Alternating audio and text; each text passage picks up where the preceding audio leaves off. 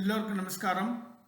இன்னைக்கு நம்ம பார்க்க போகிறது தி ஜானகிராமன் அவர்களுடைய ஒரு சிறுகதை கோவிந்தராவின் மாப்பிள்ளை.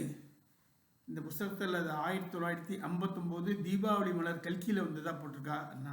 அப்படின்னா ஒரு 55 அதுக்கு முன்னாடி எழுதியிருக்கணும்.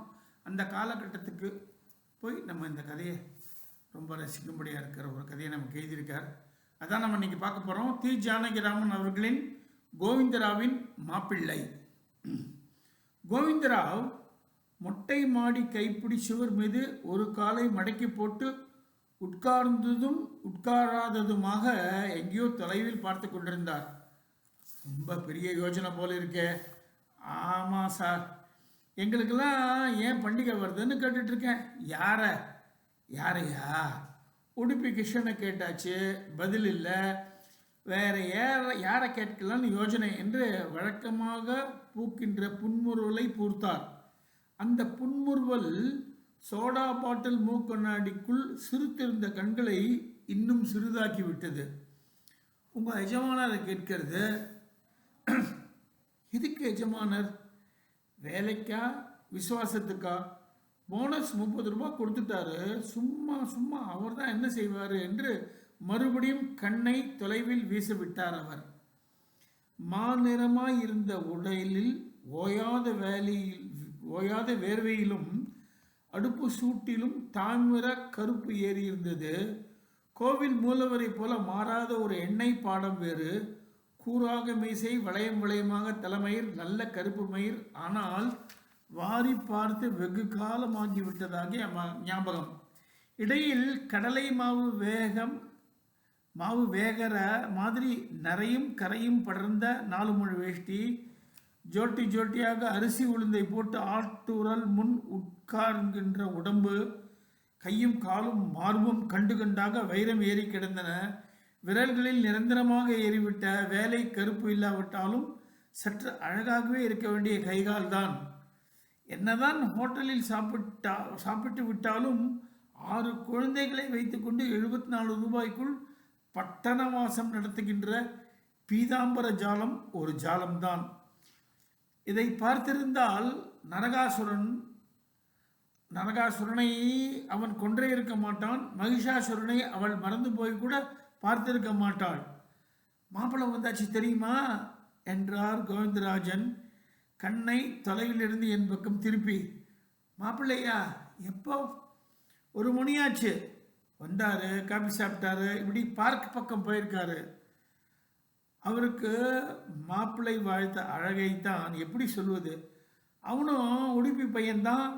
ஹோட்டலில் வேலையாக இருந்தவன் திடீர்னு அதை விட்டு சினிமாவில் சேர்ந்து விட்டதாக சென்ற தடவை வந்தபோது சொன்னான். சினிமாவா? நடிக்கிறியா? ஆமாம் சார். இப்போது எதில் நடிக்கிற? 4 படத்தில் நடிக்கிறேன் சார். 2 தமிழ், 1 தெலுங்கு, 1 மலையாளம். தெலுங்கு மலையாளம் தெரியுமா உனக்கு? என்னத்துக்கு சார் தெரியணும்? நான் இப்போ ஆடியன்ஸாக தானே வந்துட்டு போயிட்டு இருக்கேன். என்னது? ஆமாம் சார், கல்யாணம், டீ பார்ட்டி, இந்த மாதிரி சீன்லாம் வந்ததுன்னா அதில் கூட்டத்தில் இருப்பேன். அதில் என்ன வந்துடும்? ஒரு நாளைக்கு 5 ரூபா, ஏஜென்ட்டு ரூபாய்க்கு 1/4 ரூபா எடுத்துட்டுருவான். 3.25 ரூபா கிடைக்கும். தினமும் இப்படி சான்ஸ் வருமா? வராது. அதான் கஷ்டமாக இருக்குது. மாதத்தில் 4 தபா வரும். வேலையில் இருந்து கொண்டே பார்த்துக்கப்படாதா இதையெல்லாம்? அது ரொம்ப கஷ்டம் சார். வேலையில் இருந்தால் அவங்க திடீர்னு வந்து கூப்பிட்டா போக முடியுமா? அப்புறம் சான்ஸ் போயிடுமே. கலைகளுக்கெல்லாம் தேவதையாமே சரஸ்வதி தேவி, அவள் நினைவு தான் வந்தது எனக்கு. என்ன ஆசைமா அவனுக்கு? யாருடைய மனசில் எல்லாமோ புகுந்து பெயர் சொல்ல ஆசைப்படுகிறாயே. இவன் பிழைப்பை கெடுத்து. பையன் நல்ல சிவப்பு, ஆனால் ரத்தம் செத்த சோகை சிவப்பு. எண்ணெய் மாந்தின செம்பட்டை மயிறு, நல்ல கருநீளமாக ஒரு புஷ் ஷர்ட்டை, கீழே ஒரு 4 முழம் சாந்து போட்டு, கையில் சுருட்டின ஒரு சினிமா பத்திரிகை, மெல்லிய குரல். அழுகையும் சிற்பமாக வந்தது எனக்கு. அப்பொழுது 2 மாதம் முன்னால் நடந்தது இது. மாப்பிள்ளைக்கு தங்கச்சை வேணுமா கைக்கு என்று என்னை பார்த்து புன் சிரிப்பு சிரித்தார் கோவிந்தராவ். போடு சக்க, மறுபடியும் வேலைக்கு பண்ணி போடுறேன்னு சொல்கிறதானே? பண்ணி போட்டுட்டு அதை சொல்லலாமான்னு இருக்கேன். எதுக்கு? நீங்கள் சொல்கிறது மற்றவர்களுக்கு, மாப்பிள்ளைக்கு அந்த மாதிரி சொல்லலாமா? கோவிந்தராவ், இப்படித்தான் என்னை வாயை அடைக்கின்ற வழக்கம். துரும்பை போட்டுவிட்டு மாப்பிள்ளை என்று பெயர் வைத்தால் அது விடைக்குமாம் விரைக்குமாம்.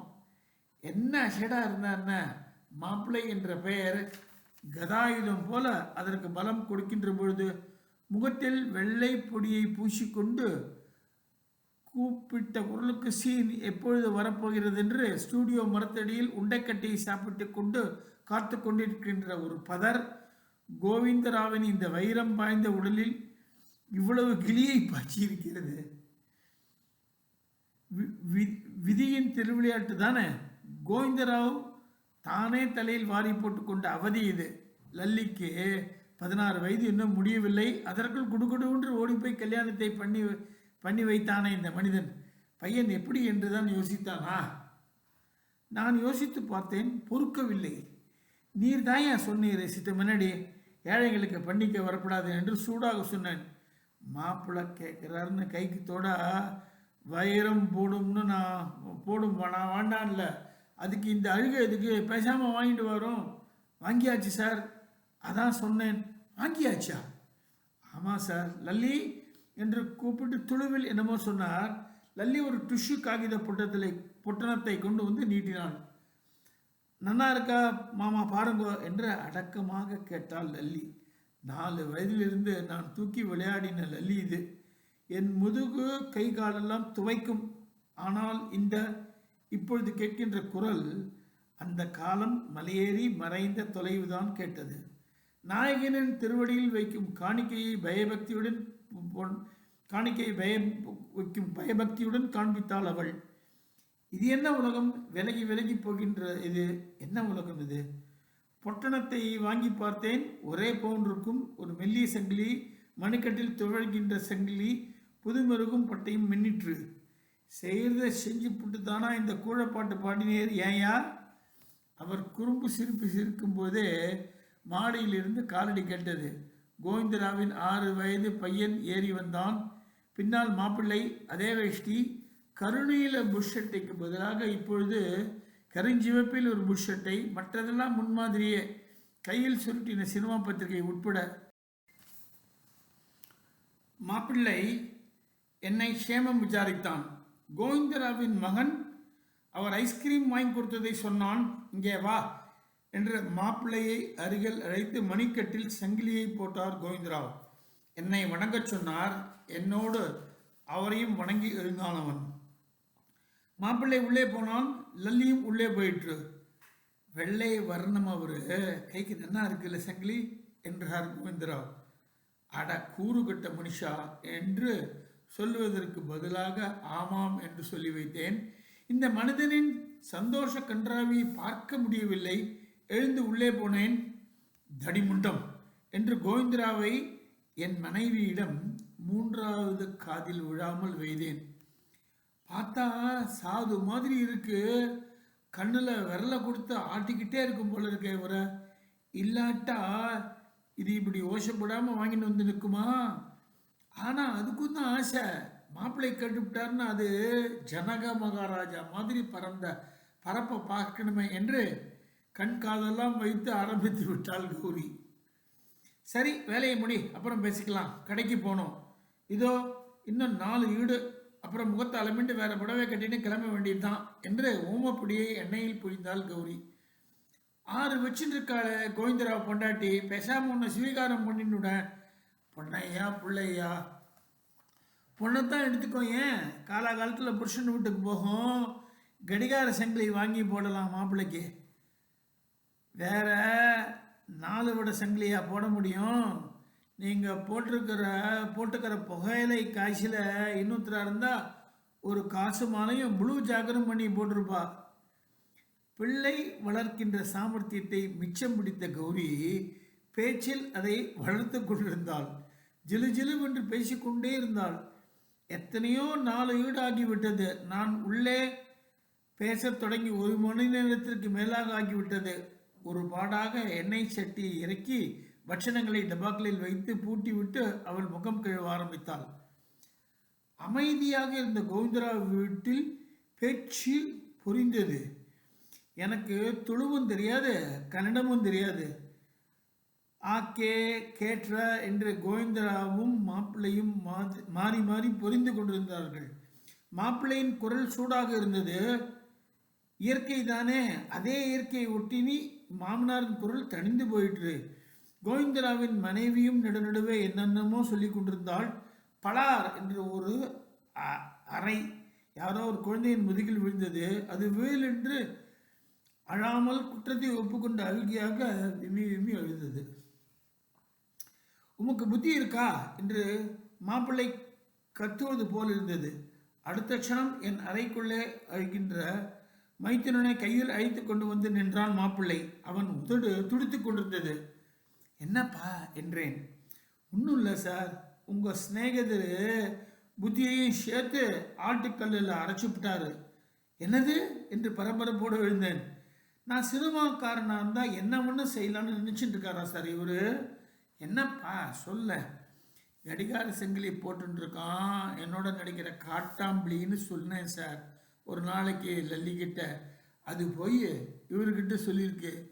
இவர் பாருங்க சார் என்று குழந்தையை விட்டு விட்டு வெளியே ஓடினான் மாப்பிள்ளை. இன்னொரு குழந்தையை தூக்கி கொண்டு வந்து என் முன்னால் வைத்தான். 4 வயது டிக்கியது. பாருங்க சார், இந்த குழந்தைக்கு நான் என்ன சார் செஞ்சேன்?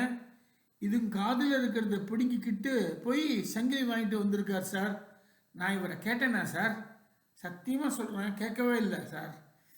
இவரை யார் சார் குழந்தை காதில் இருக்கிறத பிடுங்கிக்கிட்டு போக சொன்னாங்க? சங்கிலியை போட்டுக்கிட்டு உங்களை நமஸ்காரம் பண்ணிட்டு உள்ளே போனேன்னா இதை பார்த்தேன். காதில் ஒன்றும் இல்லை, என்னமோ தோணிச்சு. உடனே பட்டாசு வாங்குறாப்புல இந்த பையனை கடத்தலுக்கு அழிச்சின்னு போயிட்டு கேட்குறேன். அப்பா தான் கழிந்தாங்கன்னு சொன்னான் இவன். எனக்கு இன்னத்துக்கு சார் இந்த பாவம்? உடனே சங்கிலியை விற்று லோலாக்கு வாங்கின்னு வந்து போட்டுட்டேன். நான் மாமனார் நீ என்னமா நான் வாங்கி கொடுத்தது வாண்டாங்களாம்னு சட்டம் பேசுகிறார் சார் இவர். நான் சினிமாவில் நடிச்சுக்கிட்டு இருந்தால் முட்டாளு நினச்சிட்டு இருக்கார் போல் இருக்கு. அப்புறம் நீ ஏன்டா சொன்னேன்னு இதை வேற போட்டு அடிச்சிருக்கார் சார். சுத்தமாக சென்ஸ் இல்லாத மனுஷன் சார் இவர். முகம் கோண உதடு துடிக்க கத்தி கொண்டிருந்தான் அவன். என்னையா கோவிந்தராவ், என்ன இது? என்று முகத்தை தொங்க போட்டு கொண்டே வந்து நின்றார் அவர். என்ன உம்மா மாப்பிள்ளை இப்படி? ஆமாம் சார், செஞ்சு போடுறோம், வாங்கிட்டா தானே சார் சந்தோஷமாக இருக்கேன். அதான் நான் சொல்கிறது. ஏன் சார், நமக்கு மாத்திரம் சந்தோஷம் கிடையாதா? வேண்டாமா சொல்லுங்க என்றான் பையன்.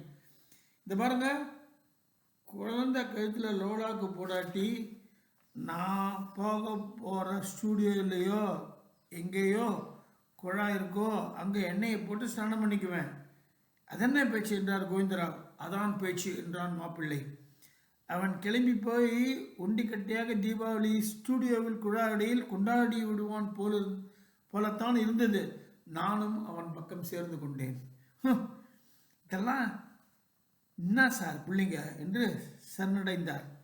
லோலாக்கை மாப்பிள்ளையின் கையில் கொடுத்தார் கோவிந்தராவ். டிக்கியின் காதில் போட்டான் அந்த மாப்பிள்ளை. மகா தெரிஞ்சவன் போல என்று பாவனையில் இருந்தது கோவிந்தராவின் புன்சிரிப்பு. கோவிந்தராவின் மாப்பிள்ளை 55களில் வந்த கதை. பணங்காசு அப்படிங்கிறது தான் எல்லாமே அப்படின்னு இல்லை அப்படிங்கிறத ஒரு ரொம்ப அழகான ஒரு கதை மூலமாக எஸ்டாப்ளிஷ் பண்ணியிருக்கார் அவர். தான் sometimes we use to say I may not be rich but I have class அப்படின்னு. மாப்பிள்ளை கஷ்டப்படுறான், இருந்தாலும் எதையோ அச்சீவ் பண்ணணும்னு எதுவும் முயற்சி பண்ணிட்டு இருக்கான். இவரை பற்றி அந்த விவரிப்புகள் அதெல்லாம் ரொம்ப நல்லா இருக்குது.